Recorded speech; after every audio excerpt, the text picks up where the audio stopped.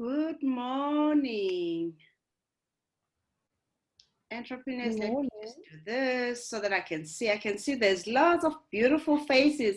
Can I have a look at some of the people? Joe Vuyokazi. Who else is here? Natasha, hello everyone. Morning. Hi. How are It's you? so good to see some faces, old ones and familiar ones and the new ones. Okay. Some are still in bed. Did you guys see okay, hang on. May I just do this? Did you guys see Daniel on Twitter trending? The gentleman that was drinking and making breakfast while on Zoom meeting. So just be careful, guys.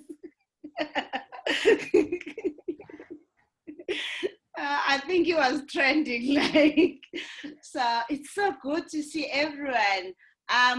We just finalizing the admission of everyone. Um, Denise, please take that over so that we can start. I'm so excited about today.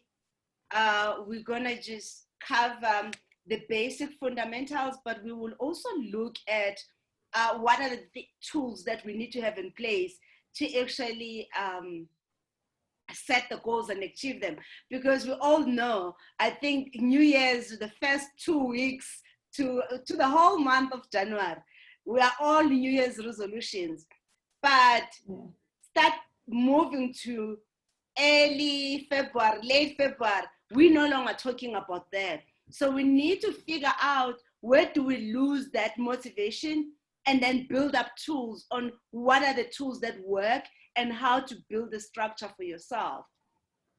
And we also need to then see if then this is what I want to design for my life, what are the things that are always going to be reminding me to actually stay focused? And I will share some of those tools with you today. But I also would like you to share your experience. What has been the things that made you fall off the wagon? Because that's what it is.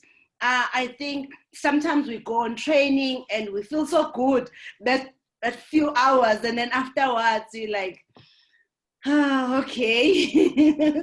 And sometimes we make beautiful notes of the things we're gonna do, but we end up not following through with the action. So we have done the work, we have planned, we're clear what we need to do, but we're still not following through with actions. So, and that is what we're gonna be doing today. And I will also just give you the framework of what are the things that you need to watch for and what controls you need to put in place. Are there any questions? I think for me, out of all the components of Finance Success Program, this is the most exciting. And the reason why it's the most exciting for me is because for some time, when you are going through that process, you have to somehow dream beyond what your human mind can see. You're going to have to start building certain beliefs that the things that you want for your life, you will actually be able to achieve them. And you don't worry so much on how. And that is what I like most. I think as human beings, when we're setting goals, sometimes we focus too much on the how. How am I going to do that? Oh, Lord, I have no clue where to start, but I want that. And we then get stuck. We start then thinking, oh, maybe I'm not ready for it. Whereas it's not about that. Setting the goals has nothing to do with the how. You will deal with the how later, but once you have first set it and you are clear what you want. So, and as I said, I like this. It's one of the most exciting programs that I like. And one of the reasons is because I too struggle. And sometimes in my space right now, my biggest struggle is my weight. And I see it's the same principle, because it's whether it's money, it's relationships, or it's about your health. It doesn't matter what it is. You will use these tools and systems even for yourself in all the other areas. So, and to introduce myself, my name is Precious Mvulane. I have been running this program for some time. I think we even have an old picture. That is 2014 picture there. I think I look nothing like that. I have been in this environment for some time, and we are doing quite a lot of programs in that area.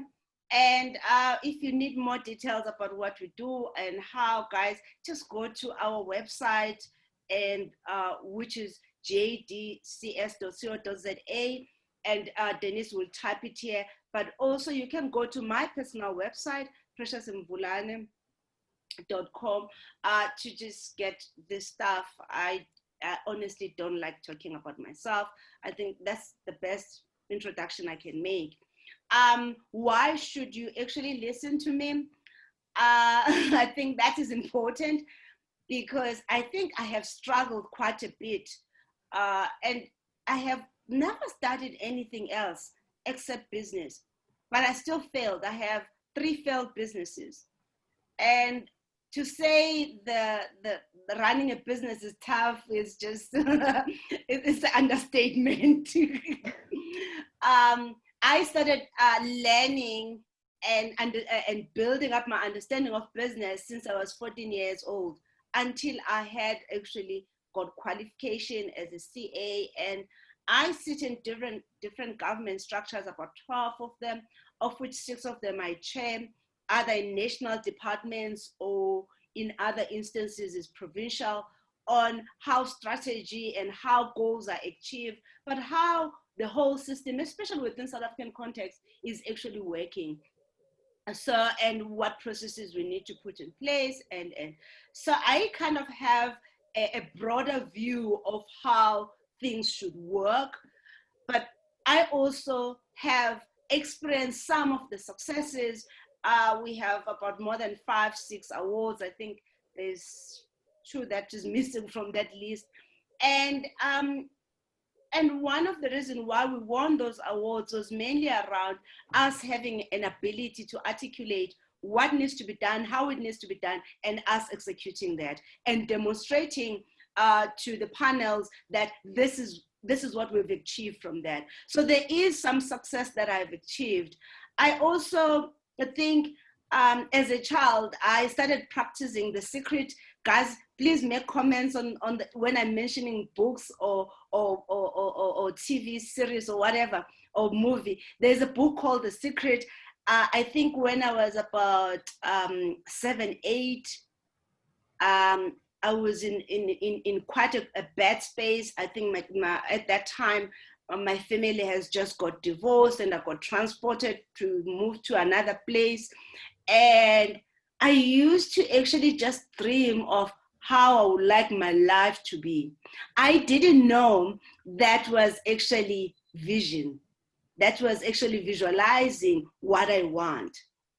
And at some point, I progressed. And then when I was at varsity, I remember sitting and just feeling so out of place. You're sitting with the smartest kids in varsity, and I'm thinking, I can't even speak proper English, for heaven's sake. How am I gonna do this? Half of the time, while I was sitting in that lecture room, I couldn't even hear what the lecturers were saying. But yet I had studied economics, business economics, since I was doing standard 7. I don't know what grade is that. Okay, so I guess you can guess my age now. So I really struggled, and I remember just looking around and looking at all these kids pulling up their hands, asking questions, and me feeling, oh my goodness, I'm gonna get excluded. In those days, there was something which was called IDP and INDEX, where if you have not submitted a certain tutorial, you have not got certain things, you'll be excluded. And I had a bursar. So if I was gonna get excluded from varsity, I had nowhere to go. And I think, again, one of the tools that I didn't know at that time are gonna actually change my path in so big way. I began to do small little things. I will not attend that classroom without having prepared. Till today, I have signed up with several coaches, some in South Africa, some in the US. Before I actually go and have a session with that coach, I go through their product offering, the product browse. I go through their YouTube account, try to think and understand their methodology. And then I will then prepare. What questions am I gonna ask? What are the things that I'm struggling to actually build up? Can someone help me? Guys, please, whoever was using my laptop, can you just stop a second, because I now can't actually even go through the stuff that I need to do.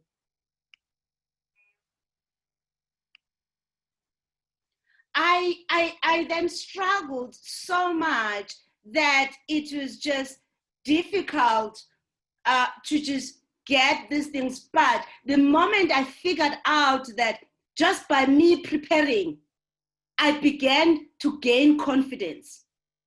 And from that confidence, I began to actually start planning my work and planning. So I then, the following year at University of Natal, I got Dean's recommendation from a person a year back who just could not even hear what the lecturers were saying, to the person that the Dean recommended as one of the most improved students within the commerce for 2017, which years? What was 1996? Yes, 1996. Oh Lord, this feels like a long time.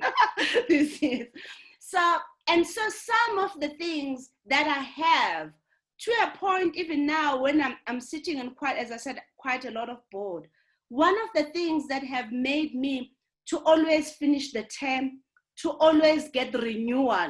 I've sat in quite a lot of the structures more than my normal term. And that the reason has been, I am always prepared. I may not know the answers to the questions. I may not ask the most intelligent questions, but I'm always prepared. I give myself time. So this is some of the experiences which I would like to share with you. And I hope from that you're gonna learn from my mistakes, and so that you can do better, irrespective of which area of life and how you're gonna proceed from now on. Whether you're gonna join us on the rest of the program or you're only gonna just attend today, all I just wanna say to you, you are at the right hand. And it's not because maybe I have achieved extremely success, not yet in my books, but when you look at my path where I started, thinking I'm just a Zulu girl coming from KZN in some place in Ashdown, which is a township, one of the oldest township, and made it through up to here, and now working towards to go to the UN and all that. I think just, and our intention as GAD is to say, we as entrepreneurs, we generally feel so alone in our little corners. We are not sharing. Those who are ahead of us don't share enough experiences so that we can learn from them. In isiZulu, we generally will call that indlela ibuzwa kwabaphambili, which means whoever who is actually already ahead, the person who's behind should be asking that person who's ahead and say, how did you achieve this? How did you maintain this? And what did you do? So that we can learn. Because when we learn from each other that way, we can then progress. So if you have any questions, please ask. And again, guys, I'm not gonna proclaim that I know, and I can actually help you and assist you with all the challenges that you're gonna have. I can't do that. There are things that I will not know, there are things that I will know, but one thing I can promise you, when I don't know, I will try by all means to find the right resources for you so that you can get the help you need. The aim of this program is to empower you. The aim of this program is to actually motivate you. The aim of this program is to get you focused on the things that really matter to you. And that is why we're here today. I'm sorry I've taken so much long for my introduction. There is so many notes in here. I'm gonna have a look at the chart. Thank you so much. Oh, people are struggling with load shedding. Again, don't worry, friend. What we're gonna do also, we're gonna make sure that when we're done, we email you the video without even editing it, so that you can be able to still access the content. Sigelela, you are saying you can't hear, you're struggling with the audio. Please check your device. We've already tested everything. Just check your own device. There's a possibility that, ooh, it's not you, it's actually me. Lord, are you saying all this time I'm talking to myself? Guys, can I have a confirmation? Did you hear what I said from the beginning? Yes, yes, ma'am, we do. Oh, thank goodness. I'm thinking, oh, okay. I had not adjusted my volume because we're just doing the introduction. So I usually adjust the volume when now you guys are engaging with me. Okay, perfect. Thank you so much for that feedback. Okay, guys, is anyone who has any question about my background and anything? I'm a mom of 3 and I'm married. My husband, we've been together about 20 years now. So yeah, that's all, both professionally and personally. Is there any questions? Gail, I'm sorry for you guys. Some of you are actually having a load shedding. Oh my goodness. Okay, guys, if there's anyone who doesn't have any question, just put it on the chat, guys, so that we can go ahead, because we can cover a little bit more time if people are gonna have load shedding today. Okay, great. My network also is not that stable today, so we are struggling in South Africa. You're big time. We're really struggling. Okay, so I need you to, I need to make sure that you have a notebook. You also have a pen. And in addition to that, I need you to make sure that for the next 2 hours, you focus and switch off all your phones, and you switch on, just really allow yourself to be in the moment.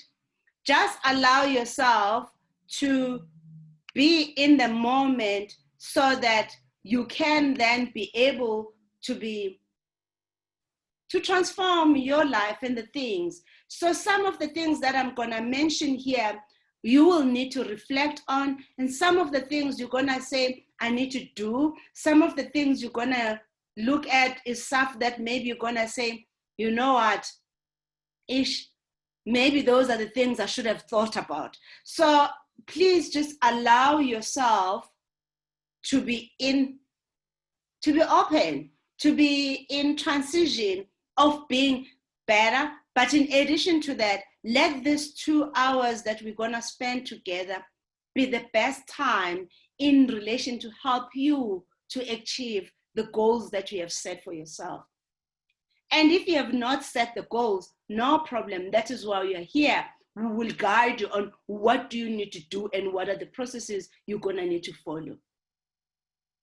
So I really would like you just to be open, to just be open in terms of opening both your heart and your mind and quiet your thoughts. And that is quite important, because if you do that, then this will be quite valuable for you. And you can use these tools even for your family and even in other areas in your life, not just in business.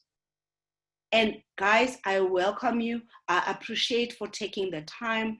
I hope and know that whatever that we're gonna covered today will cover the things that matters to you. And should you need any additional support and question, just drop the comment on the chat. Those who are struggling with audio, please guys, always check your device. Generally, it's your device. We have done the testing. It will not necessarily be on our side. But obviously, sometimes it is because of the network. So, entrepreneurs, can I just also have some sort of people making comment? I want to know, have you set your goals? And I'm going to do a poll here and add a question.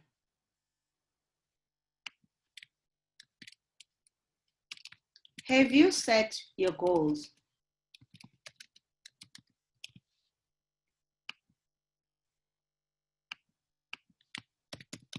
And I will just answer yes or no.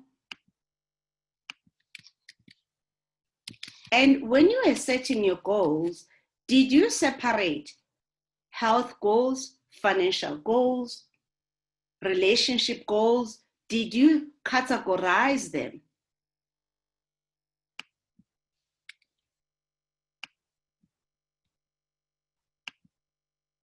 And when you categorize them, what gave you the indication that you were on the right path?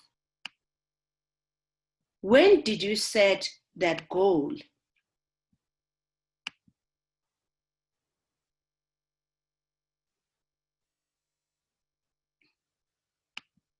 I am running the poll right now. Please answer yes or no.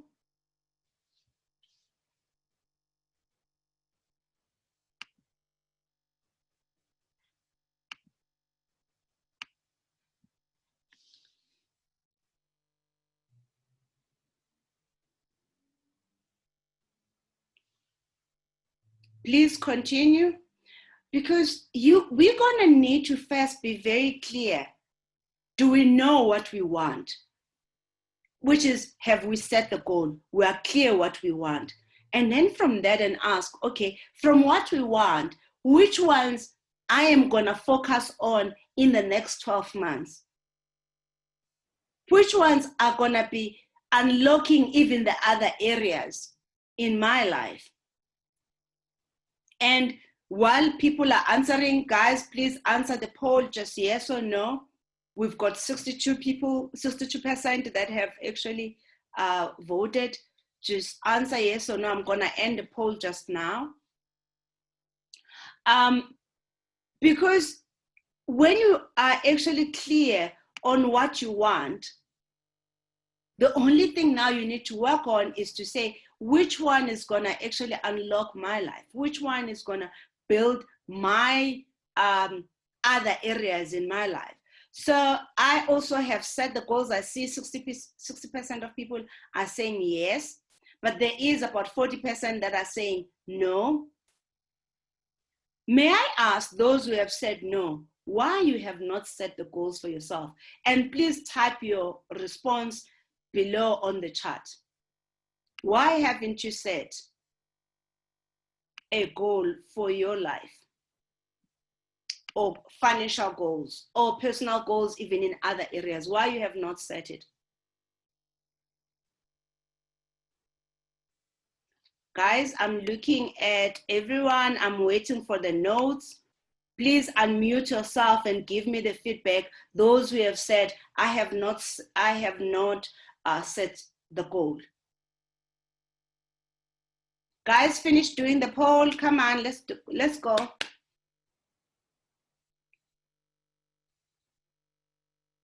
I'm ending it in 30 seconds.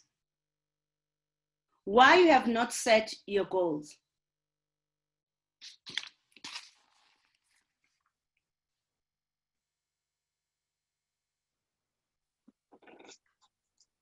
Unmute yourself and let's engage.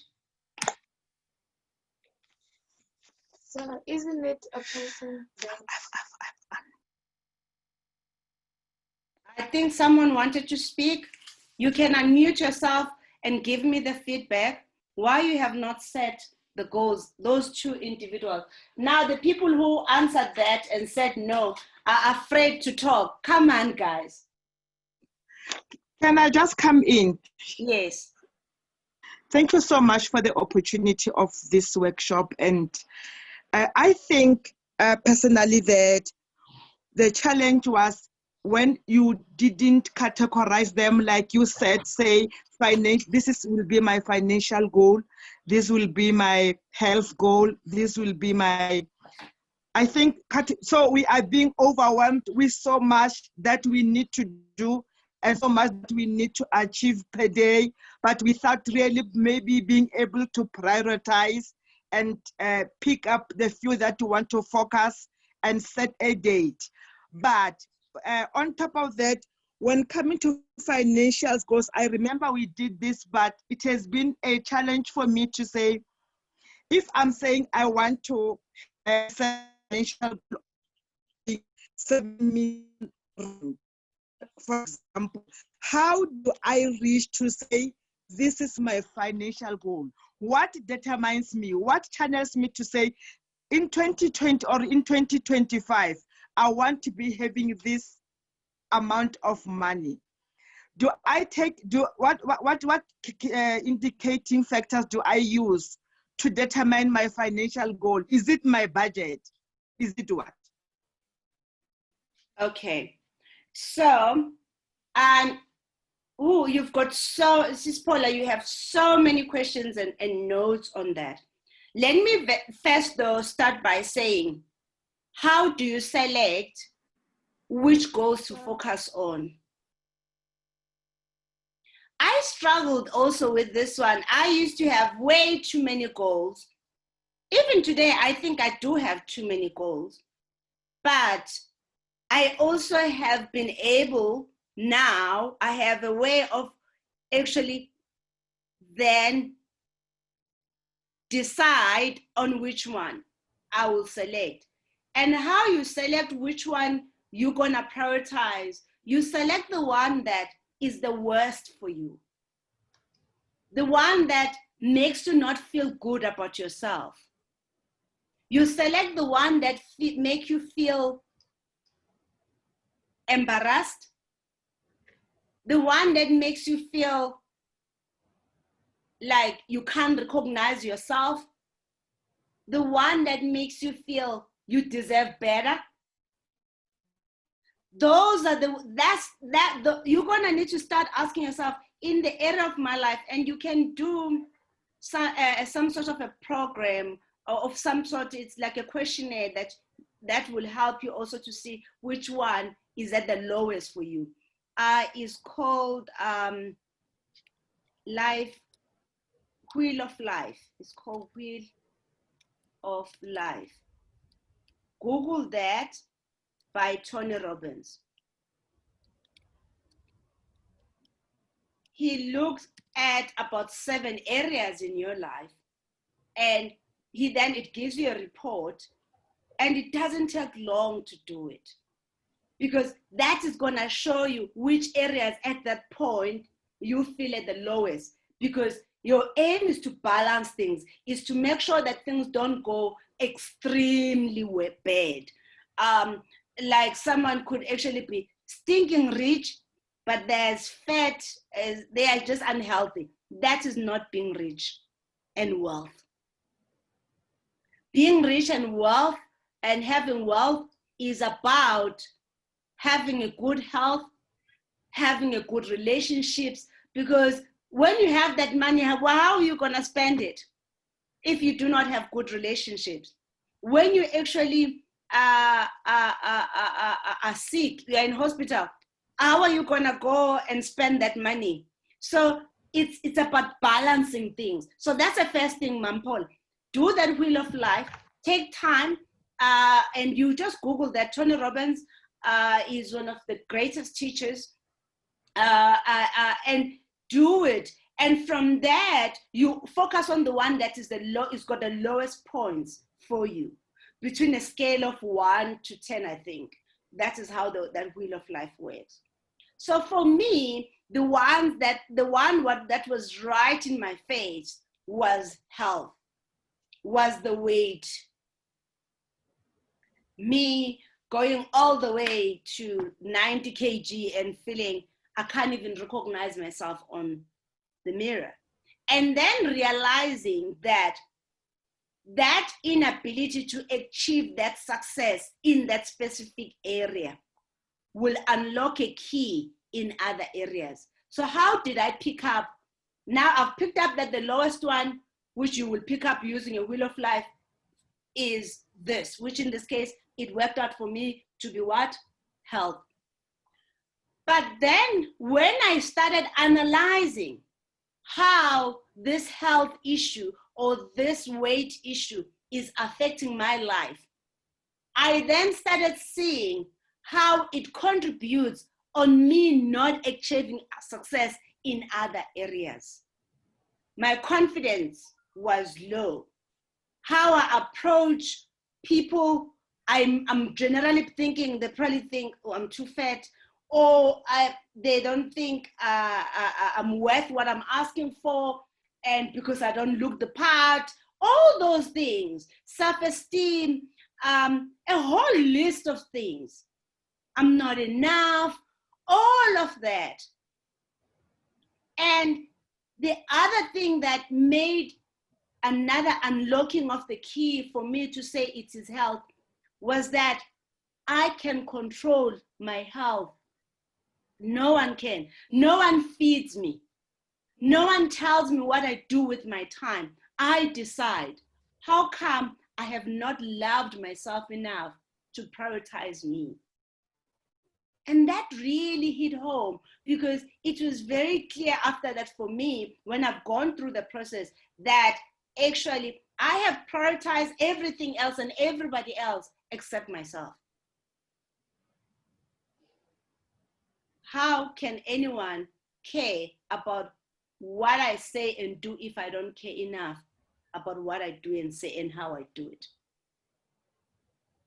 How can I say I love what I do, but I don't love me? And that's the point. So for me, that is how I then saw, that's it. Health, that I can control that. I can manage that. But everything else, I can't. You see, when you have built from that, you begin then to start building that confidence that is actually going to make your business. You start having certain disciplines that because how you do one thing is how you do everything. So all of these activities that you are doing that are within your control, they start building up a discipline. A discipline in other instances that you actually have not even realized, but it also helps you to go inside of yourself to see what exactly is stopping you. And then it helps you also to persevere and keep on moving forward. So yes, you have too many goals. Now, go and do a wheel of life. After you have done it, look at the one that is the lowest. Ask yourself, the lowest, what does that mean for you? Maybe in some of you, it might be a relationship. That is just at the lowest, relationships. Okay, how does that impact me? Maybe when you look at relationship, it might impact you that you don't have enough networks then for your business. So when you are struggling, you can't actually even ask for help. Maybe that could be one of them. But maybe it could be, you know what, I don't have relationships. Everything that I do is about my work. But even on my work, I'm too just focusing on to do than building up relationship with other people so that I can have a social life. So it could be anything, but you gotta try to select the one that will make you first feel good about yourself so that you can be able to be the right person to attack whatever that you need to attack in the world. Choose the one that is gonna empower you. Choose the one that is within your control. Avoid selecting the one that it might actually depend on other people. So maybe, so that like on relationships, maybe the things that are within your control could be, let me list everyone that I care about that have really contributed in my life. Let me get their birthday dates and let me send them their happy birthdays. Let me ask them every 3 months, ask them, how are they doing? If I'm not in contact with them all the time.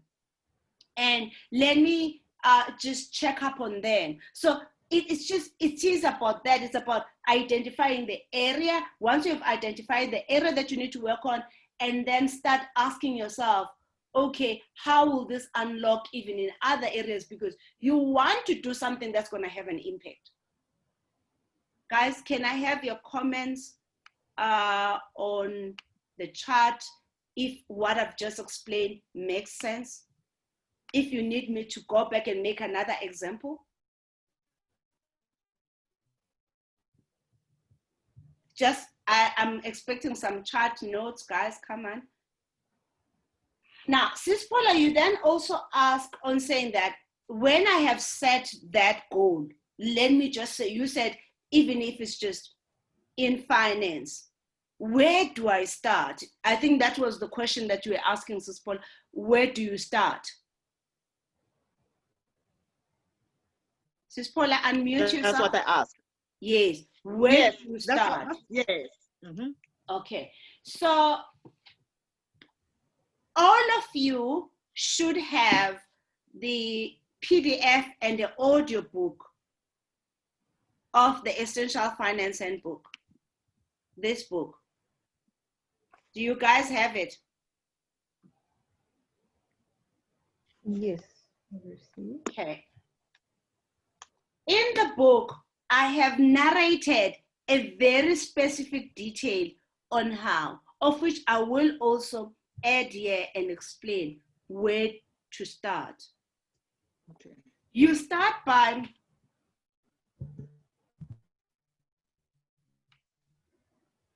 listing. Gail is saying, no, I don't have it. Where can I get it? Denise, please make note. All of you should have been already given access to module 1, module 2, plus the audiobook, plus the PDF of this book. The fact that you are on this program, that is what you should have received. And Gail, we will fix that up and I'll get it sent to you. So it's about knowing what you want.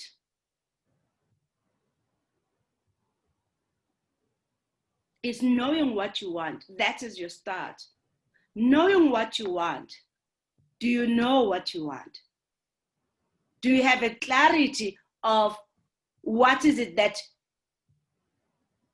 you actually don't want?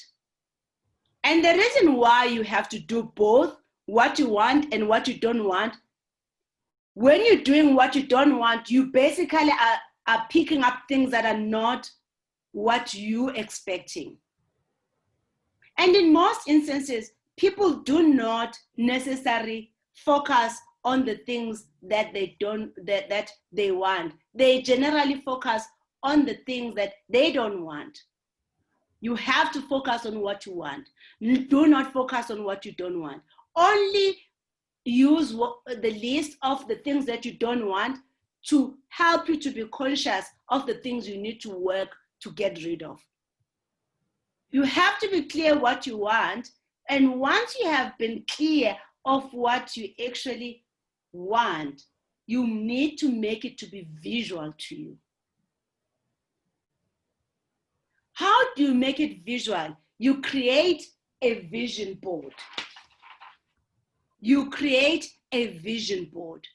And a vision board allows you to see your dreams from your thoughts and your desires in your heart.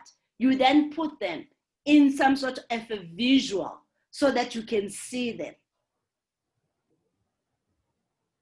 And once you have done that, as I said, you will do a vision board. And let me show you guys. I don't know, has anyone, is anyone who will say they have never had or seen a vision board? Please answer on the chat. let me show you guys what a vision board looks like. So this is my vision board. Oops. Can you see? Guys, can you see my vision board? Yes, we can. So I had made the certain goals, but I am also now making a picture of how I want my life. And look at that figure. Do you see that figure? Do you see that figure? And look at me right now. How did you come to that figure? I did set a goal that I want to be a certain weight, and because that's a weight that I feel most comfortable with, because that's a weight I would like to look like. And then I took the pictures of the people that are the same, but also the clothes that I like. Okay. And so I have a vision board that is focusing, this is more work and wealth. But I have another vision board that is now looking at what? Healthy living, healthy food, relaxing, taking time off, doing marathons, eating right, exercise, body and mind, all that's centered around God's connection in all things, praying, living best life, live, love, perfect escape. And look at that figure again. Do you see that?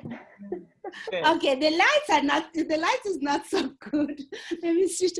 Do you guys see that figure? By the way, that is how I looked at Varsity, guys. Yeah, the things that happened to us. So once you have done that, you have put your and that is why, Mampola, it's not a lot. Do you see? It's just two. In my life, it's just two things. And that's it. Nothing else. It's just two things that I'm gonna focus on. I'm gonna start with my health, but that health is gonna directly contribute to my wealth. Yeah. So, and now I then have to say, okay, I now have my vision. I have a dream of what my best life look like. And then I need then now, let me share the screen so that you guys can also make notes. And by the way, I will also make sure that the team send you these notes, okay?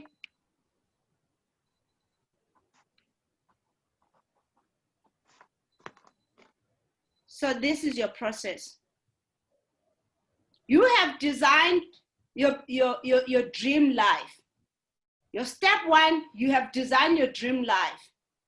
You then have actually looked at it and say, let me assess it. Let me see. This is my dream life. This is where I want to go. It's almost like you saying, you know what? I want to go to Durban. Great. That is my destination, is going to Durban. That's my destination. That's your dream of your life. That's your best life. But for you to actually really comprehend and know which areas you need to prioritize, you have to then do the wheel of life as your tool to help you. Okay, it's almost like you're rating. You're rating all the aspects of your life so that you can start building up the areas that are too low, because the areas that are too low will also bring the other areas that are quite high. And then you then come back to your dream life and say, okay, here's my vision board of what I'm gonna focus on. So for me, for 2020, it has been about health. It has been about health. And COVID did not help at all. Staying at home, the fridge is so close by, but let me just say, guys, I have persevered. I started at 91 kg. I am now at 83 kg. And we will share another day when we're talking about health and losing weight. So it has been tough though, I don't want to lie. So once you have done your vision board, you then ask yourself, what habits, people that look like that have a figure like that have a lifestyle like that, what type of habits, what are the things that they do every day? Guys, habits are the things that you do every day. So what are those habits? That people that look like that or people that achieve that success, what are the habits do they have?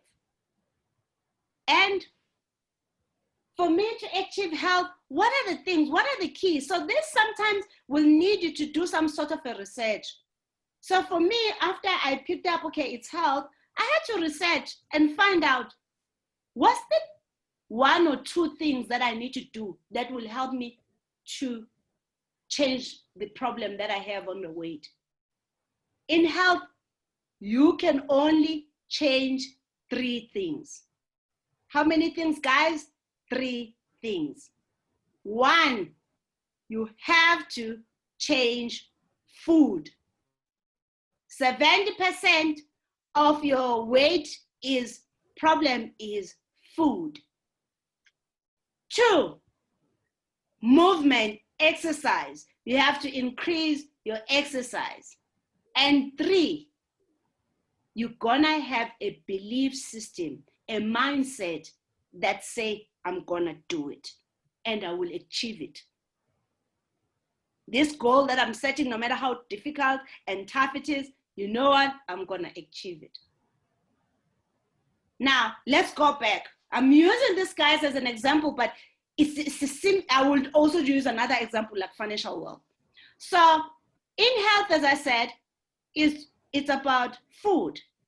I started analyzing, what food am I eating? Actually, I'm eating pretty healthy. Okay, but if I'm eating healthy, why am I actually continuously gaining weight? I started documenting when I feel hungry, when I'm eating, what is going on in my emotions. Because we're human beings, everything we do is driven by emotions. I started making note only to realize I was an emotional eat. Get me angry, that's me in the fridge. Get me happy, that's me. So I'm an emotional eat. I reward myself with food. I'm like a mouse, you know, or a dog. I'm rewarding myself with food. When I feel good and maybe I've achieved some kind of a success, I buy a cake, you know. So I started by just sitting down and monitoring my action and my thinking during that time when I'm doing those things. So I started picking, and I started journaling, like almost like putting a journal of my eating habit, my eating pattern. Oh, okay. I promise you guys, I write. I love writing, designing content and like the stuff you're looking at. The first thing I will do, irrespective of what time I woke up, and I usually wake up 3 o'clock, 4 o'clock, I will actually have a full breakfast at that time. Why was I doing that to myself? Hey guys, let me say again, how you were raised and where you come from, you take that with you where you go. Until you start actually working on yourself, you'll pick up. You see, guys, I grew up poor. So poor that I think at some point also, I even ate in a dustbin, right? So food is some sort of a comfort for me. It's some sort of a thing that is telling me everything is gonna be okay. right? And then when I am full, it somehow then used to make me feel, you know what, all is well, right? And when I'm hungry, it will make me, to a point that I couldn't even concentrate, you know? It will make me worry. It will make me feel as though, you know, it's almost like descent, some sort. It's like, you know what, this is tough. So being hungry, hunger triggered my history. Hunger triggered my fears. And that is why I couldn't do anything. I couldn't do much. And I really struggle with that. But by just understanding the pattern, once I've understood the pattern, started asking myself, why am I this way? Why am I actually doing this to myself? When did it start? I was then able to pinpoint exactly. I had a poverty mindset. You know, the amazing thing that God or your universe or whichever God you believe in, he tells you things, especially as us as teachers. He tells you things that you're supposed to say, and I will say it, but only to realize that thing that God was saying was actually saying it to you. I remember the other time I was, I told you I work with government institutions, including generally even municipalities. So you go to these municipality functions, right? And the politicians go and dish up. I'm sure you guys will know how they dish. The plate will be like this big. Fish, meat, red meat, white meat, the salad, veg, it's like the plate, guys, like, oh. And when I will be teaching, I will be saying, that person who's dishing up so much, to a point that the last 4 people on the queue, they might not even get the food because that person has dished so much. You are expecting that person to think of you when they have access to the money that they have access to, when they can't even think about the person they work with, because in these council meetings or council arrangement, they work with these people a minimum of like 5 to 10 years. If they cannot think about that person when they are actually dishing up and just eating in basic, how the heck are they going to do it when they're doing budgets? How are they going to think of somebody else if they can't even think of people that they have? So that is what will be my teaching, my principal teaching. But indirectly, that teaching was God telling me, again, on saying that when you are eating so much and dishing and eating as though there's no tomorrow, even when you're not necessarily hungry. Guys, when you're waking up in the morning, you're not hungry yet. But for me, that would be the first thing I do. That's a poverty mindset that is saying there's not going to be enough, or at some point it's going to run out. You're going to start having an abundance mindset that is saying it is enough, I am fine without it. Whether I get it or not get it, that's okay. I will be ready when it comes. And those are the things. So how you were raised and where you come from has a huge impact on how you're thinking about things, and also how you are looking at things in general. Your perception about things, your attitude about things. And as I said, as I'm talking to you, I am realizing that, as I said earlier, sometimes you are teaching a certain principle, but indirectly, God is actually also teaching me. So having to share this platform and talking to you guys, I think it is about that.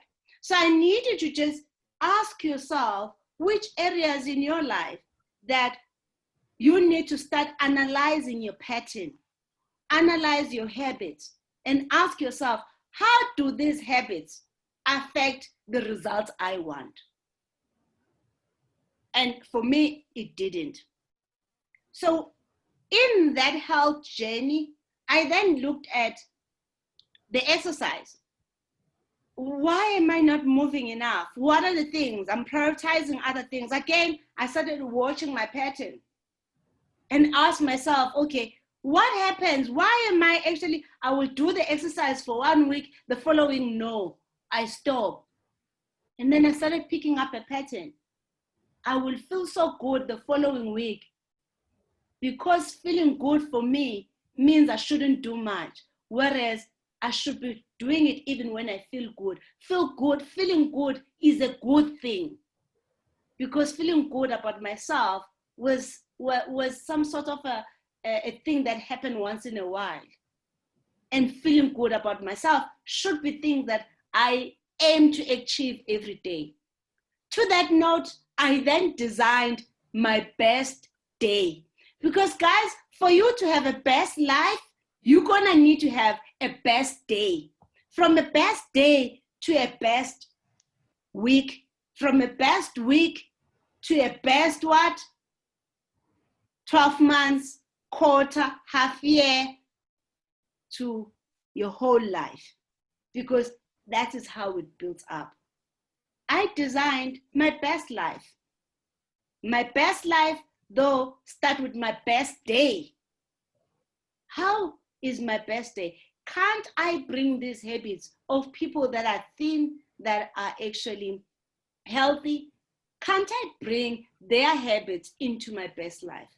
And then, so you're gonna need to choose at least 5 habits. Don't overwhelm yourself. Choose 5 habits that will unlock a whole lot of areas. And you just say 5 habits a year. So for me this year, 5 habits per year is the health part in relation to exercise, eating right, drinking more water, that's number 3. Number 4, connecting with people that are actually achieving the same result. And 5 is to set the standard. One of the reasons why I struggle with actually not achieving this goal, I had never set a standard for me. If I had set a standard when maybe I had kids and said, I will never go below or above this so and so kg, I will have never got to where I am. And some of us, we don't even have standards of what is it that is the minimum acceptable thing for ourselves.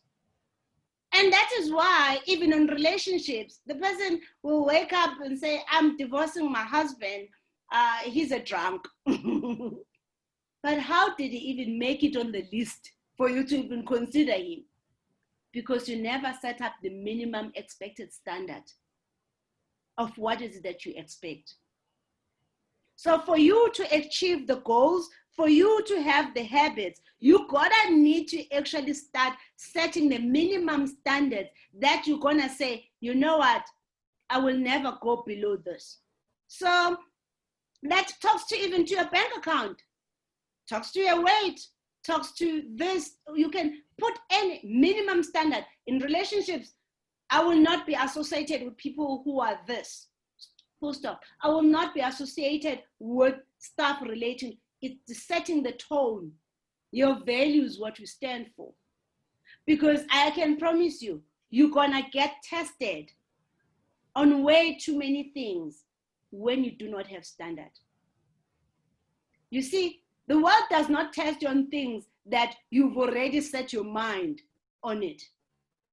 It tests you on the things that you have not set your mind on, that you have not put a point of saying, and draw. They usually say, draw a line on a sand.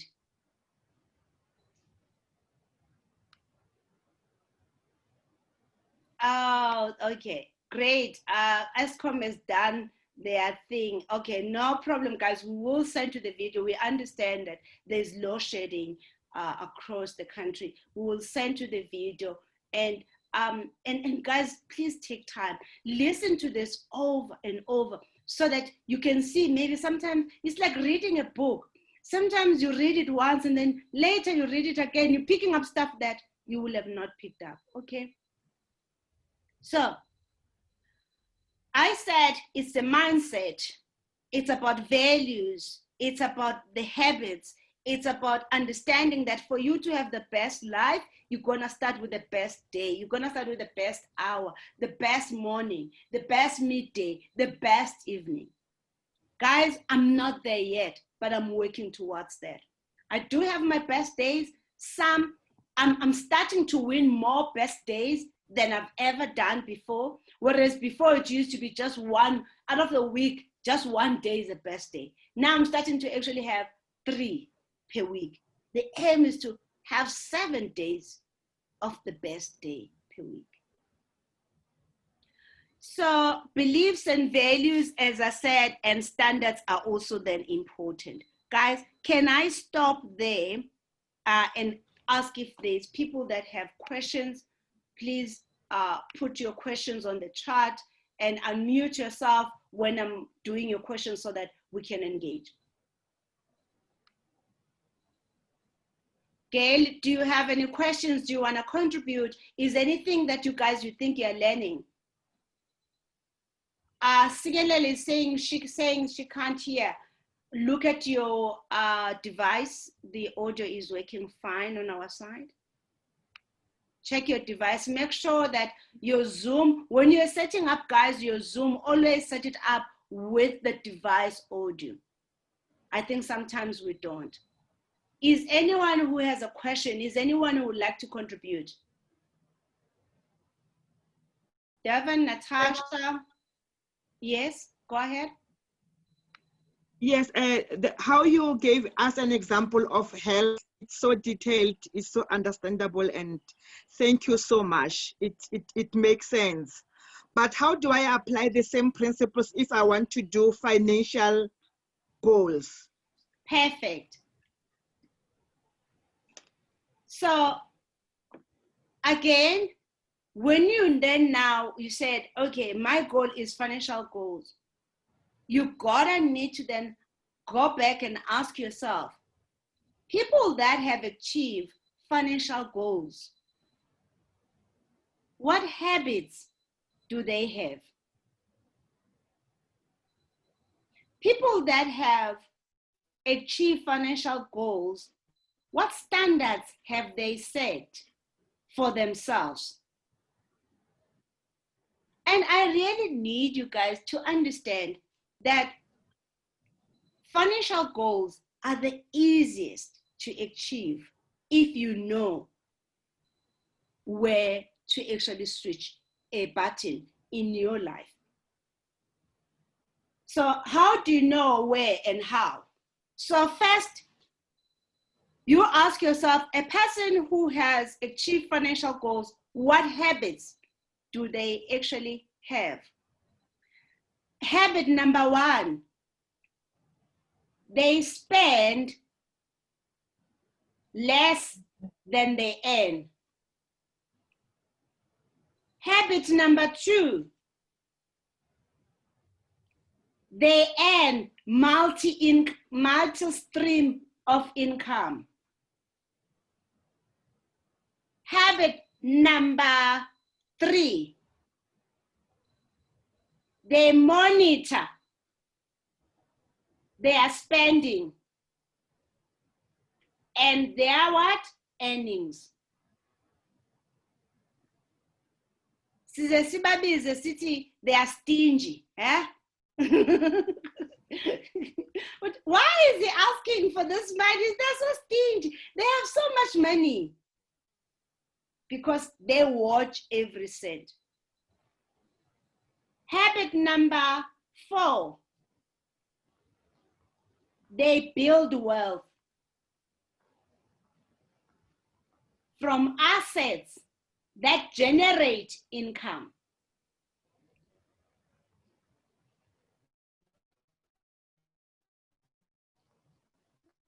Habit number 5.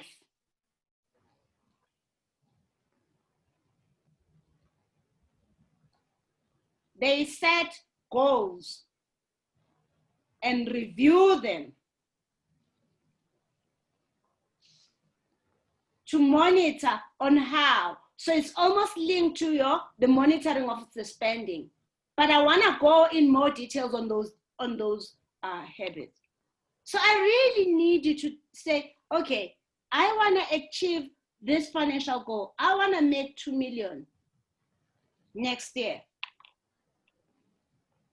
Great. I need to have multi-stream of income. How can I make more money? There is a passive earning and there's an active earning of income. People who achieve extreme success, they move from being active to be passive, where the asset now generates the revenue for them, which is talking to number 4 habit. They spend less than they earn. You know, people that are poor, they work for other people. They will pay everybody except themselves. They will actually take the whole money they have earned and never put money aside for rainy days. All those are the habits of the poor. You're gonna ask yourself, what are the habits of the rich? And my coach, T. Harv Eker, I did his program. I'm gonna share with you now one of the habits of the rich. Can I do that? Can you allow me to do that? Yes, I crashed.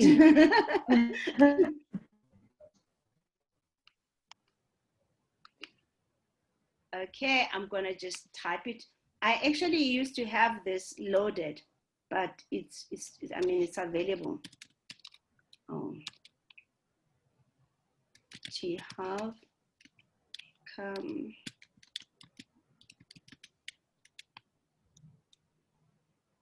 rich people.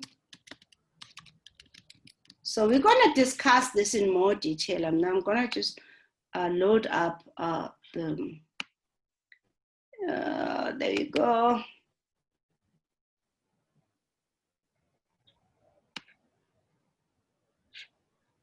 Oh.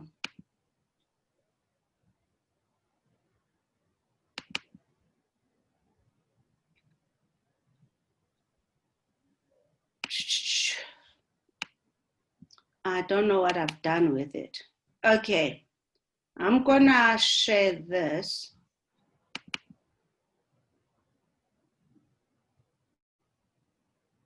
Do you see my screen?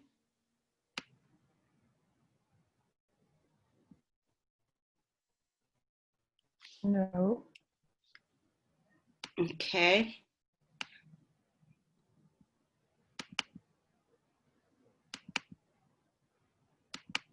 It's not allowing me to. Okay, let me do this. Hang on 1 second. I'm gonna try another way.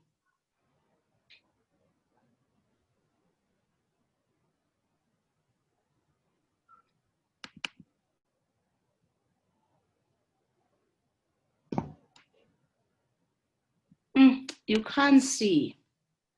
It doesn't come out properly. Let me try another way.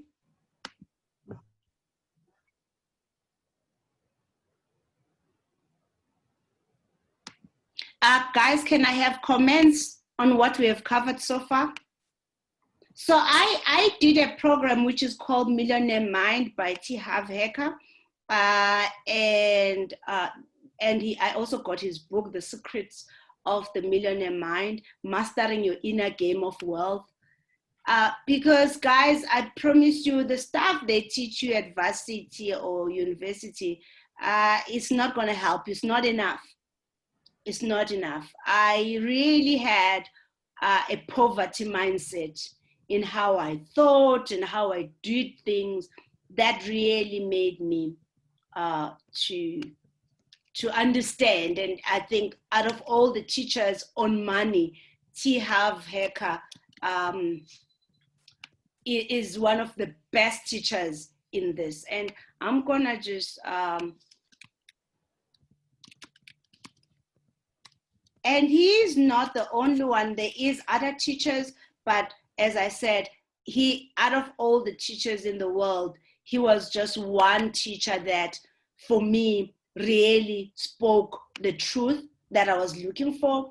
And guys, also remember, not everyone you're gonna come across is gonna be teaching things in a way that you hear it and understand it and implement it.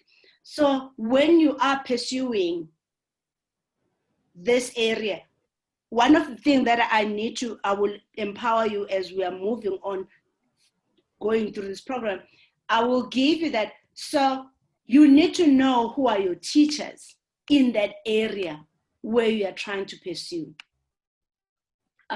You really need to make that. Natasha is saying, what you are saying makes so much sense. I think sometimes our thinking is what blocks us from achieving our goal. Perfect. So I'm gonna put the thinking here. I'm gonna put thinking as one, because thinking is the mind. Thinking is the thoughts. But I'm gonna show you something also, Natasha, that is gonna help you to understand that before a thought comes, No. first, you must have a belief. You must have a belief or a faith, some sort of a faith that you know. And this is this. The challenge sometimes, Natasha, we want that thing, but we do not know. We don't believe. And the belief comes and go, eh? It comes in, then other time you don't. But there are systems that you can create that will make you to have that belief consistently. So what happens is, actually, hang on 1 second. I'm just gonna grab.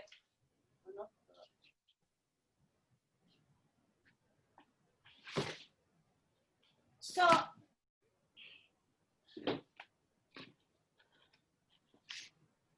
you gotta need to understand and that the belief is almost like you are a gardener. You see a gardener take a seed and put it on the soil. When they put that seed on the soil, maybe it's a sunflower, right? That sunflower that they are putting on, surely they can't be expecting a corn if they have planted a sunflower. And I think because we don't have a belief, we are gardeners that will put a sunflower seed on the soil, but expecting the corn. Now the universe is confused. What does the heck does this person want? Do they want, because we also focus on what are the things that we're running away from or the things that we don't want. So we're gonna need to understand that we need to have the right belief, a belief that you have no doubt in your mind. And when you have doubt, you then start building up tools and mechanisms to get rid of that doubt. Because your beliefs then lead you to what? To thoughts. And your thoughts, which is your thinking, lead you to feelings. The feelings is actually your emotions. But from that emotion, it then leads to your action. And that gives you the result. Let me use my example again of me struggling with the weight. I had an underlying belief system that whatever that I had achieved, my success that I've achieved, at some point it was just way too good to be true. A person like me, from the background that I come from, for all the crap I've gone through, Did they deserve this success? Do they deserve to be in this space? Do they deserve to be doing the things that I'm doing? No way. My luck is just a matter of time. My luck is gonna run out. I didn't believe. I didn't believe that the success that I had actually achieved, I was even worth it. I didn't believe, I didn't see that the reason why I had achieved that success, it was because I had worked hard for it. We used to have parties every Friday at University of Natal those days. Like there was an outing every Friday. I only went to one out of the 4 years I was at University of Natal. One party. I've always been diligent. I've always worked hard. Why didn't I think I deserve this success? What I put in is what you get out, right? I didn't know those. I didn't understand that for every action, there's a reaction. For every cause, there's an effect. And those are the principles that I didn't understand. I somehow thought I was just lucky. There is no luck, guys. There is no luck. Your mindset, your beliefs build up to your feelings. So in me eating, I didn't believe. I was just saying, let me just enjoy the ride. No wonder I was eating myself to death. And from that, my thoughts, my poverty mindset thought that says, shoo, what's gonna happen? What's the next? I'm focusing on the things I don't want, then focusing on what I want. And what did that lead me? It led me to have a feeling that something is gonna go wrong, or it made me to have feeling I was not enough. It made me have feelings that, you know what, I need to reward myself, as though I'm shortcutting myself. That also then led to the actions. I acted on those things. The actions of the things I was doing did not actually directly link to the goals that I want to actually achieve. So understand, beliefs leads to thoughts, thoughts lead to feelings, feelings lead to action, and that gives you the results. Do you want to have a follow-up, Natasha? Yes, please, Precious. Yes, go ahead. Sorry, I keep losing connection. We also have load shedding on our side. Can you hear me? Yes, I can hear you.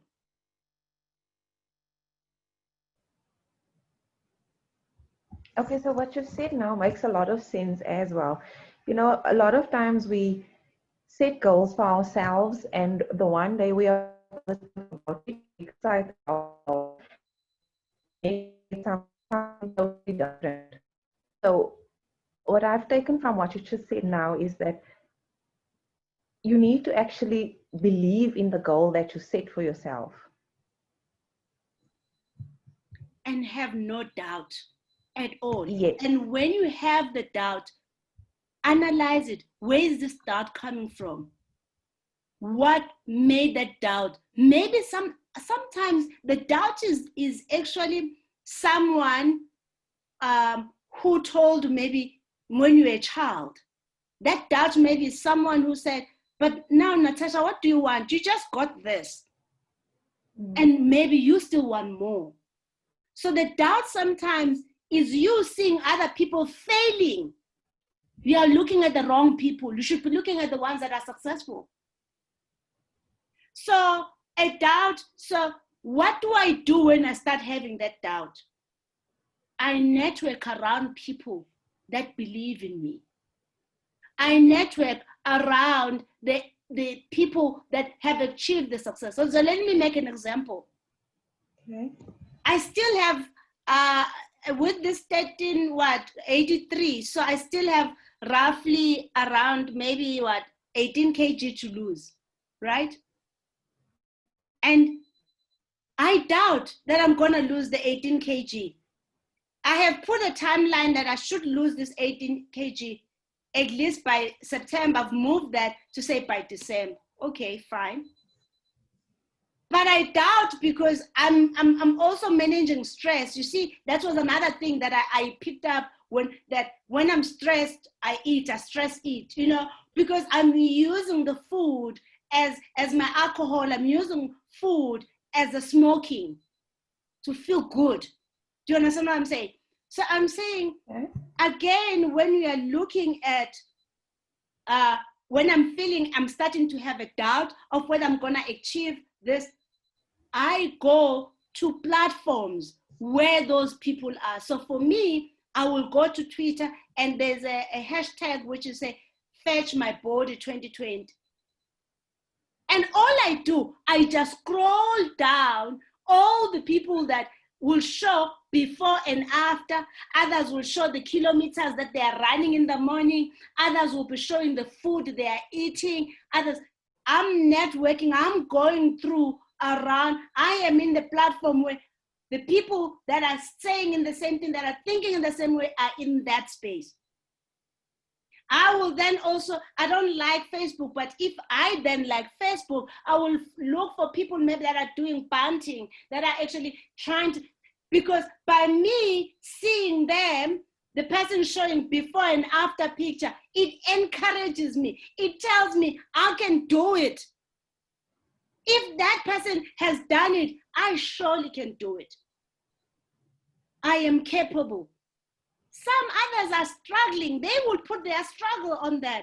They will say things like, hey, today I couldn't run, just I couldn't. And there will be someone saying, same thing to me, but maybe let's try again tomorrow.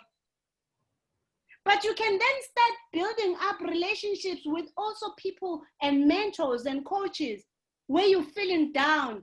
So guys, you drop a WhatsApp on the Finance Success Program. Guys, I'm not feeling so good. Someone will say, what's wrong? You then answer, this is what happened. And that person, just you saying it, you have passed that to somebody else, sharing it, you're gonna feel better. Because what you need to understand as a human being, all of us, we're not meant to be alone in solving our problems.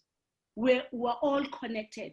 We're in each other's lives. We might have not met physically, but we're in each other's life. It's all orchestrated in the universe, in the perfect universe. Today, the people that are in this program today, their spirit wanted this. Their spirit needed this. And you are in the right place at the right time. You might say, I usually have clients that will say, Precious, where were you when I started my business? Where were you when I did this? I've made so much mess. You are not ready. For you to find your teacher, you must be ready. The student has to be ready. The last thing though, Natasha, as you go through all of this, you're gonna need also to learn to forgive yourself for making those mistakes, associating yourself with people whom you have no business to be associated with, going through emotions without analyzing the patterns that lead to that emotions. And that is the most important part, that God put you through challenges, not because he is horrible, but because he wants you to make you better. Let's go through the 13 differences between rich people and poor people. Natasha, if you want us to chart, we can also chart. I can also help you to map up which areas you can find people to network around that will help you to keep encouraged, that will help you to keep motivated. Guys, I mean, in my life, so on that wheel of life with about 7-8 areas, I have 5 to 10 coaches and mentors of who do I go to. You see, emotionally, when I'm not okay and I feel like crap, I know there is nobody in the whole world who will do something for me except Les Brown. Les Brown, I'm gonna type his name. I will type his name, Les Brown. No matter how bad my life or my day or whatever that situation is, the moment I listen to him, he makes me laugh.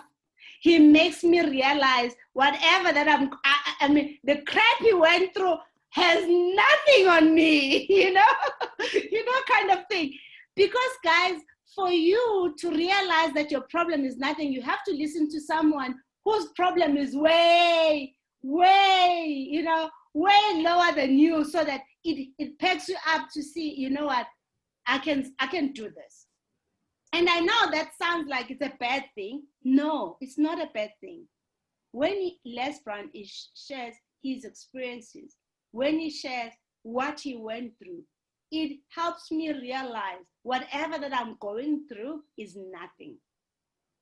And that is one of the reasons also why I share what I'm sharing with you, because I have learned from my coaches that sharing my struggle with you helps you to see which areas you can improve, but you also can use my tools to be able to do that. It's not just about me saying, do 1, 2, 3. No, it's about you realizing this is possible. This can be done. So I'm gonna close the chart. Guys, can you see the rich people and poor people screen? Please unmute yourself and confirm. Just one person, please confirm. No, we Not can't see yet. the screen. No. Okay, let me share again. 1 second. There we go. Do you guys know these people that I'm mentioning to you? Les Brown, T.Harv Eker. Do you know those people? I've never heard of them, Precious. Okay, you have a long journey to learn. These are the, even Tony Robbins. These are the best teachers and people that have really transformed people's lives. Just Google those names that I've given you today. Let's go to rich people and poor people. So T.Harv Eker, my mentor and my teacher, says rich people play the money game to win. The average summer temperature. Whereas poor people play the money game not to lose. Do you see the difference? I hope you understand. I think one day we're going to have just a session just covering this. I don't want to take too much time. We still got quite a bit to cover. Even in the afternoon, we're covering quite a bit. Rich people are committed to being rich. Whereas poor people want to be rich. Because guys, it's almost like they will ask a question between the pig and the chicken in a breakfast, and you're having a breakfast of a bacon, and you then are having what? An egg. Who's committed? Guys, can I request that you mute yourself, Paula, and okay, I've muted you guys. Okay. They will say, who's committed between the chicken and the pig? Definitely the pig is committed. It's bacon. The pig had to die. Most people are not willing to die for their goals. I mean, it's just nice to have it just there. They are not willing to do whatever it takes to achieve their goals. Rich people focus on rewards, whereas poor people focus on risks. And I think I mean, being an auditor did not help me at all. I think I focus very much on this, and no wonder my wealth is not expanding as it should. Rich people focus on what they want, whereas a poor people focus on what they don't want. Poor people always talk about what I don't want, what I don't want, what I don't want, instead of saying, this is what I want, this is what I want, this is what I want. Rich people admire and associate with other successful and positive people. Whereas poor people envy the rich and successful. And they actually even will brand them with negativity. So next time, when a big Porsche or Range Rover passing by as you're driving, just say, God bless that person who's showing me how to be rich. maybe passing a nice mansion house, say, bless you, my brother, for having demonstrated how to actually demonstrate have wealth to have wealth. So those are the things that honestly I didn't know. I didn't know. And it sounds so simple. It sounds so simple, but it's the mindset. Is thinking that, wow, if that person could do it, surely I can do it. Rich people promote their products and services and ideas with passion. Poor people have issues with promoting and selling and struggling with selling. And guys, this is the issue. About 2-3 days ago, I was just scrolling on YouTube, on Twitter, and I found this girl. This girl sells tea, a slimming tea, but she also sells clothes, and she also sells beauty stuff. As I'm scrolling through her Twitter account, there is nothing about politics. There is nothing about anything except what she does. Please hold 1 second. I need to let my gardener not to clean the front. 1 second.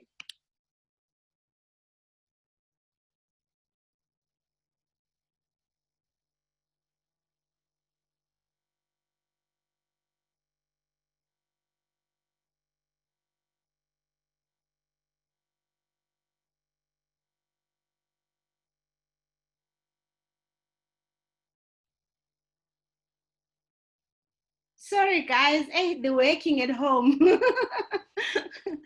Okay. So, I just went through.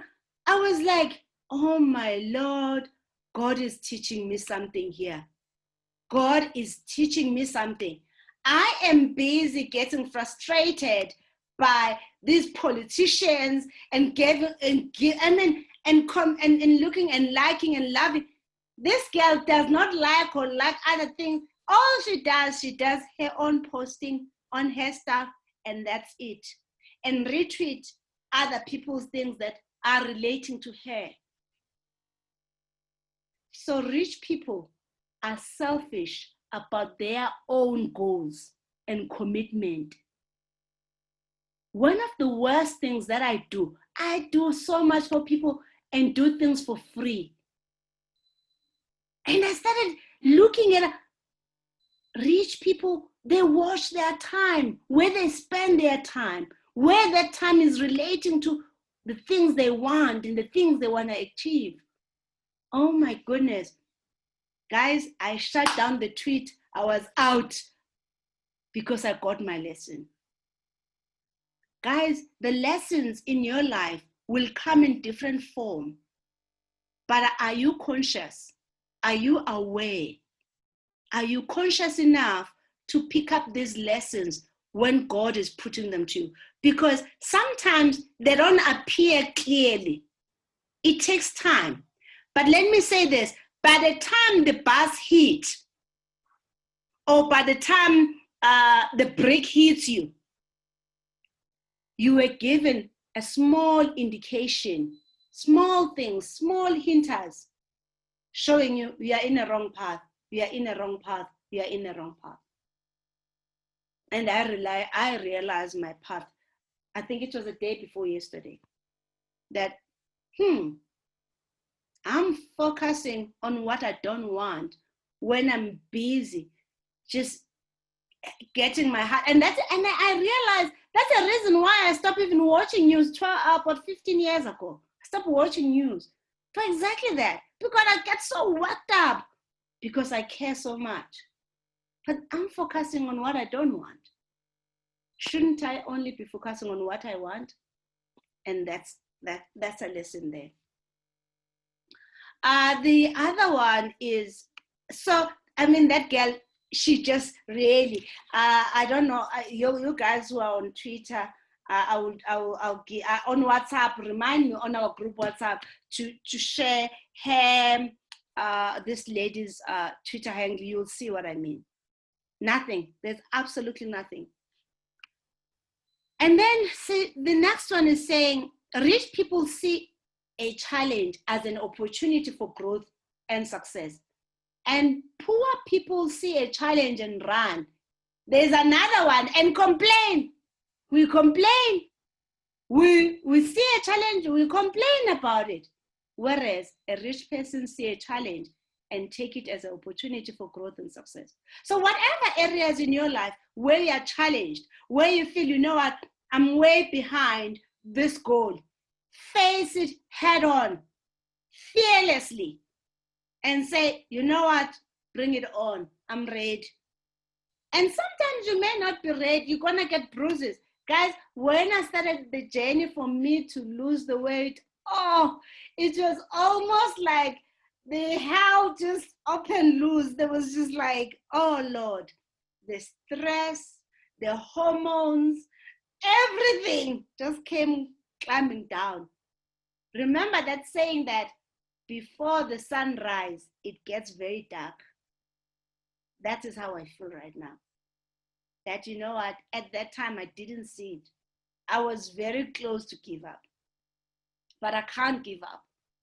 I had to every day, start doing reflections. Every day when I wake up, I will say, okay, today is a new day, it's a brand new day. I have to start afresh. It's my day one. So I had so many day ones, guys. Let me show you. Some of you think this is Theo. This is not Theo. Let me show you. I'm gonna just show you here.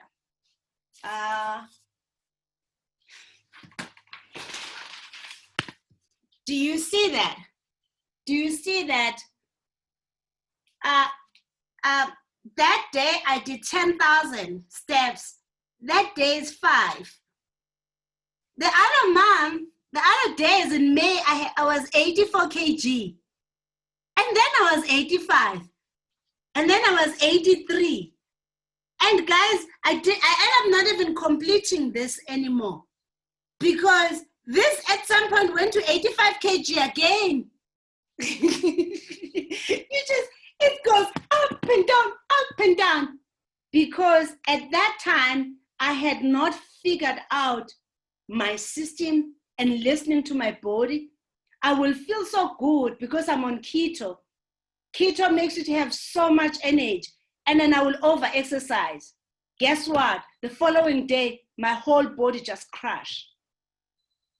In other days, I will not feel hungry at all. I won't eat just the whole day, eating nothing, because I just don't feel like eating. Then my minerals and my nutrition body just goes, so all just get into a system of committing to your goals and allow the process to mold you. Because for you to achieve your goals, you must be worth the goal you want to actually achieve. So I had to be more educated about nutrition. I had to be more educated about having an ability to take care of myself, nurture myself.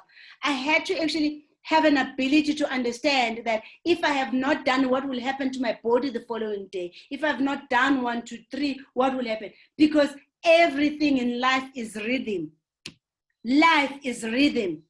And the moment you disturb the rhythm, the pattern, you lose it. Now, let's move on to others. Guys, you can read the rest though. I hope you understand the principle. Like rich people manage their money well. Remember the habits I spoke about. Poor people mismanage their money. And in most cases, poor people avoid the subject of money altogether.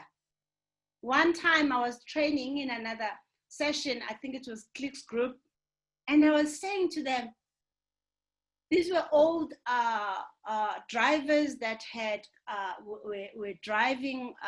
They're in a driving association of some sort where they provide these services to Clicks. they're generally old. Now asking them, do you share with your family members? Do you share with your wife how much you earn? Do you talk about budget? No, that is poor people. They just avoid the subject of money altogether.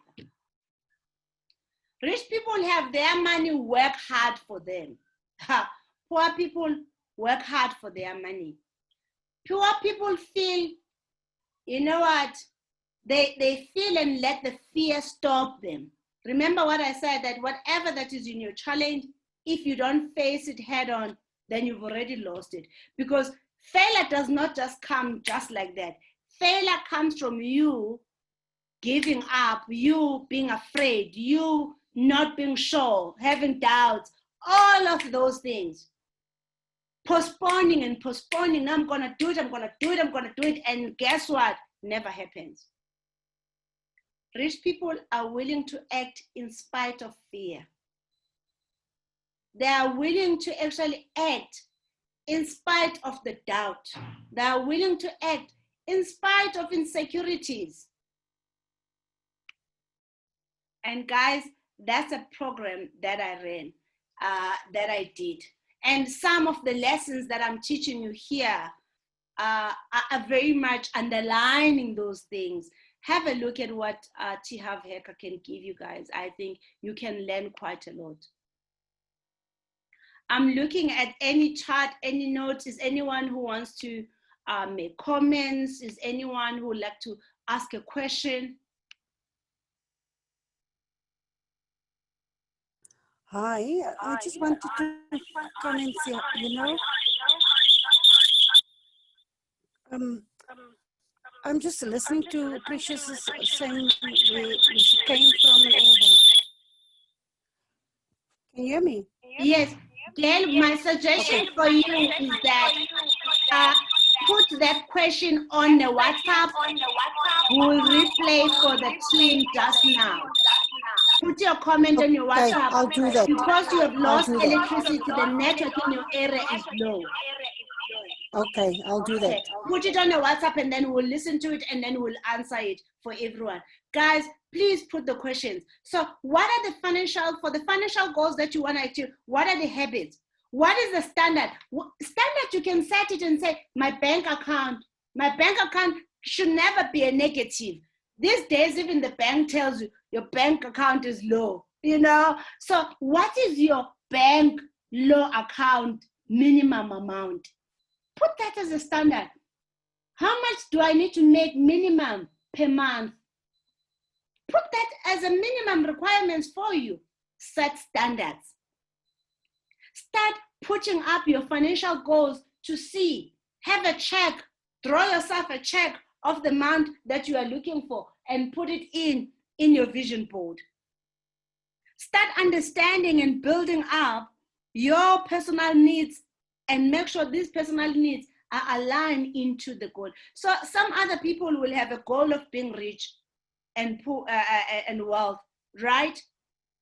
But when you start analyzing their spending patterns, they are spending money on the clothes instead of spending money on assets that are going to generate revenue. You'll find people having an account, yes, a Truworths or Woolworths or whatever, and the account is close to 60,000, 80,000. They could have used that money to actually save and put aside so that they can buy some 2-bedroom house and rent it out. One of the things that T. Harv Eker does not put in there, which I think he should have put, you see, rich people don't care what other people think of themselves, of them. Rich people don't care about what other people think of them. Poor people even gossip about other people, whereas rich people don't have time to gossip with other people because they're busy working on what? On the goals. They're busy working on what? On what they want. not on what they don't want. So just start looking at yourself and the petty. Start looking at the friends that you're always chatting to and ask yourself, what the heck are we chatting about? Start asking yourself, okay, what is it that I'm actually really doing here? What's the contribution this is making towards my goal?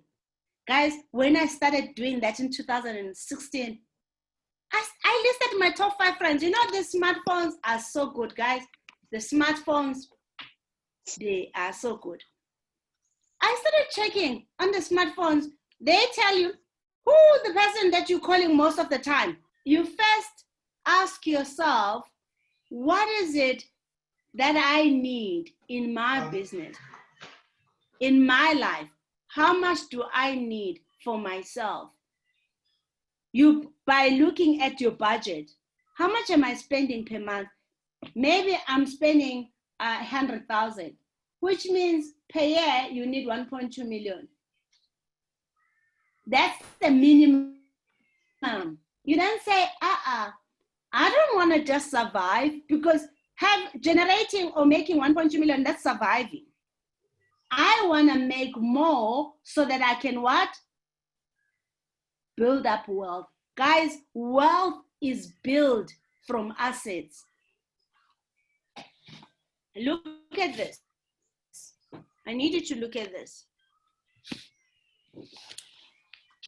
Can you see this?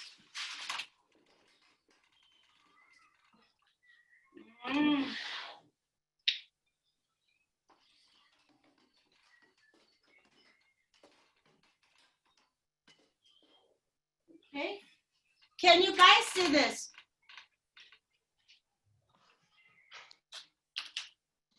Yes, we can. Yes, So, we do. how do we build up the wealth? You build the wealth by increasing your assets. Because remember, this is what? Position. This is performance. But what you need to understand is that you're going to need to increase what? Your earnings also. Because that is what rich people do. They focus on selling, and they focus on increasing.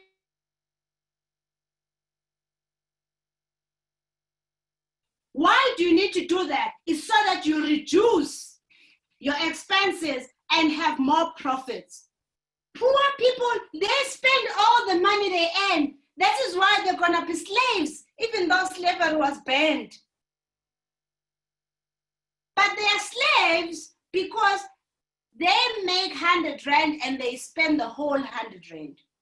1,000 rand, they then spend the whole 1,000 rand. And you see this poverty, even if the person is got more money, the salary and the income keeps on increasing, but their wealth is not increasing. That's because whatever they earn, they spend. Whatever they earn, your aim is to always keep. There should always be something left here. Because when there's something left here, it then increases what? Your net worth. Then it increases your net worth. But what you also need to realize is that when you perform this way, you perform badly, you will never be able to get other people's money to build your wealth. Why? Because if you cannot demonstrate that you can make the money, you earn it, you spend it all, how the heck are you gonna pay me back? So wealthy people, because they have a habit of spending less than they earn, they can show a discipline, a financial discipline. Then other people invest on them. They then are able to do what? Use other people's money. That is how financial wealth is created. The really rich people, guys, they don't waste money. They don't spend money on things that do not matter. So yes, Paula, you're gonna start with your earnings. How much do I need? Do a family budget. We have a document, I think, please guys, Denise, make a note that it's easy on the Essential Finance Handbook. I refer to it. You can download it from my website. It's a budget that consolidates the whole year. So you will see per month, January, February, March, and then you can reconcile back to a year. So you will know how much per year do you need per each line item of your own budget.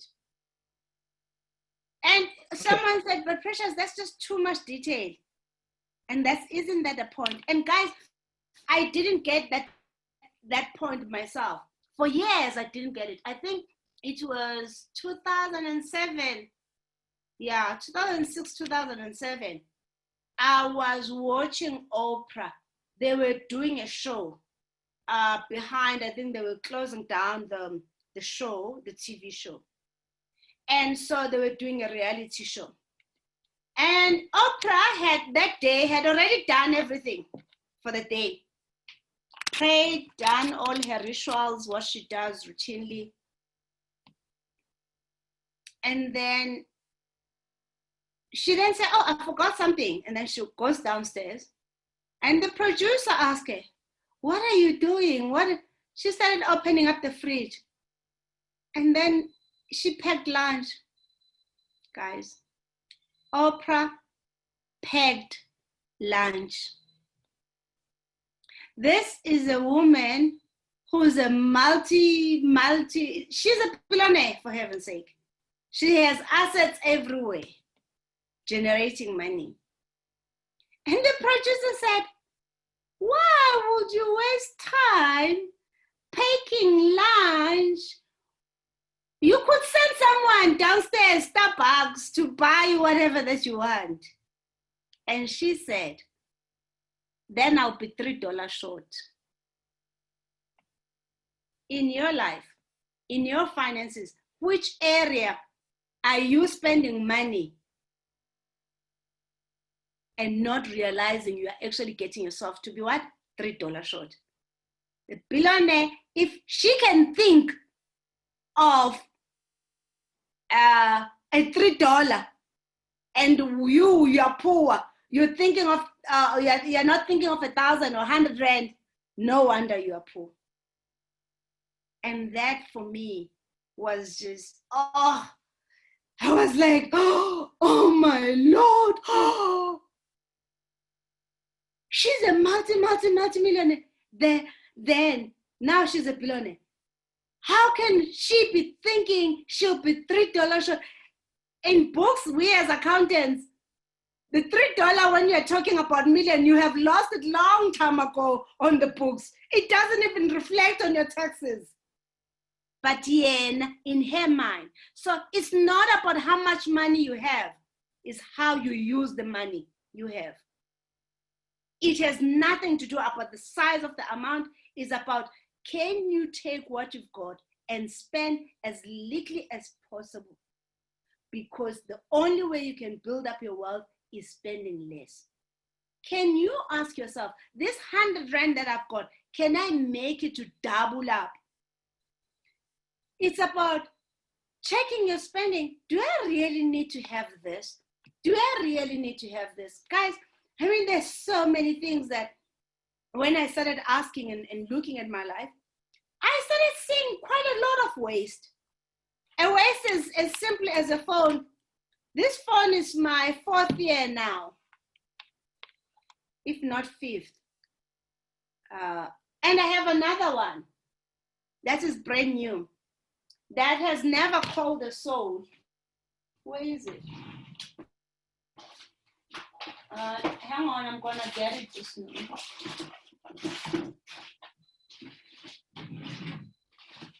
There, this phone is after this one. Samsung, all Samsung. This has never called a soul. This is my phone that I've had for more than 4 or 5 years, I think 5 years, because this is already more than a year, 2 years. I started noticing the waste that I'm paying for a contract, but I don't fetch the phone. Then I loaded all my courses and the things I listen to. So this phone is basically for me to run. It's basically for me to use things that I have access to efficiently towards my goal. Which areas in your life that you are wasting? Which areas you are taking things for granted? I started looking at my garden and saying, hey, my garden is not being used efficiently enough, but I have a full-time gardener who can actually sort it out. But there are spaces that are not planted. Anything that is, you lose. I started looking that I had my office that had a setup gym that I was not using. Guys, I have a whole tennis court. I don't know if you can see. I have a whole tennis court, and I used to be a tennis player.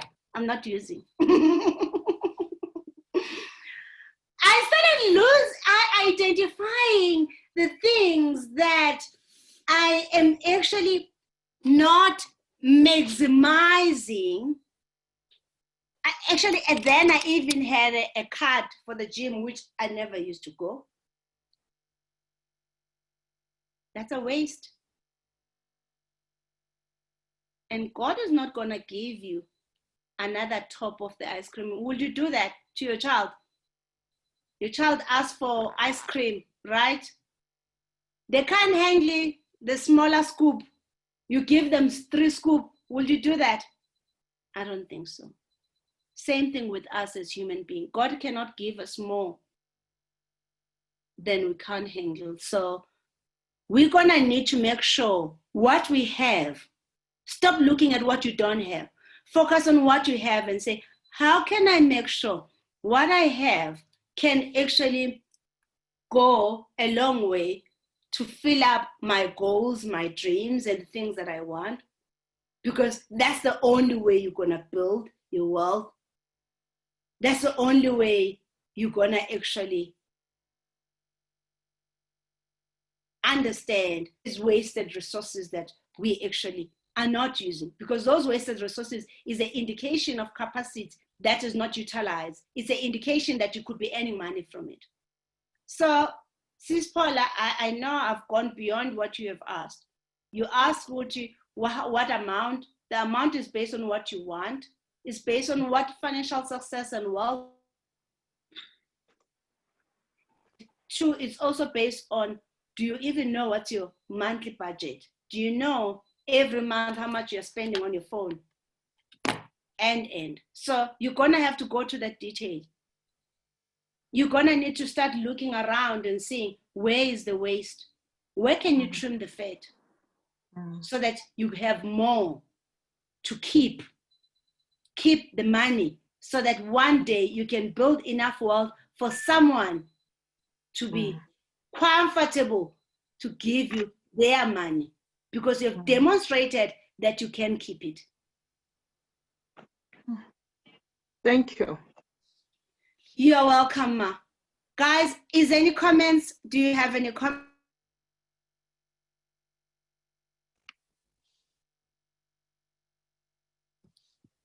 Can we then finish up and wrap up? We're gonna continue in the evening. So let's just summarize. Dream big. Don't let your current circumstances define where you wanna go. Don't let the previous failures, your attempt, to stop you. Take every day as a new day, a new start. Once you have that dream, put it in a vision that you're gonna see. That vision board, save it on your screenshot, save it on your, remind yourself every day of what is it that you want. Adopt habits that talk to the goal you want. What are those habits that you think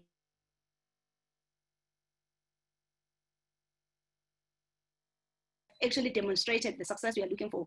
Can you find out what are the key habits that help you to achieve?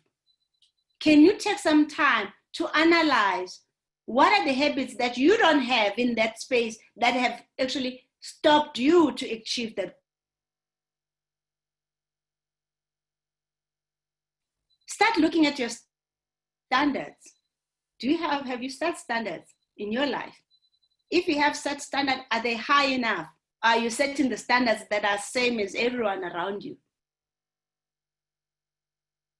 Start looking at the network and where you're spending your time and the effort. Is it worth your goal? Because each time when you sacrifice to do other things other than things towards your goal, that's the cost. Because everything in life has a cost and an opportunity. Each time you are sacrificing. Each time you spend time on the things that are not relating to your goal, you are sacrificing your goal, you are sacrificing your happiness. What will it take for you to focus on your goal? Who do you need to actually be in your life to build this?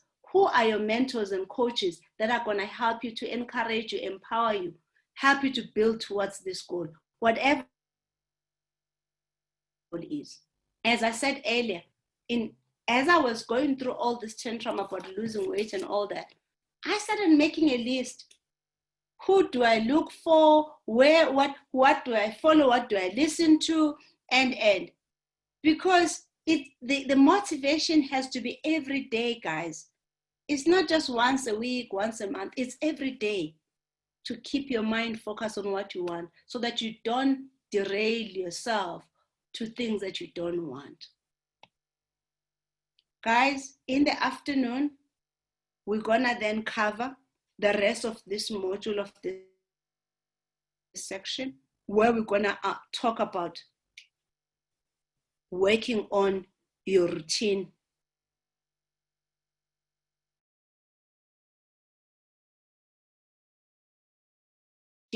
We're now gonna work on how we're gonna monitor these routines, but we're now also gonna set those specific goals and map up. I've mapped up the process for you, but we're also now gonna add what are the key performance indicators of those measurements. We have already highlighted some of them. We said, for example, bank account.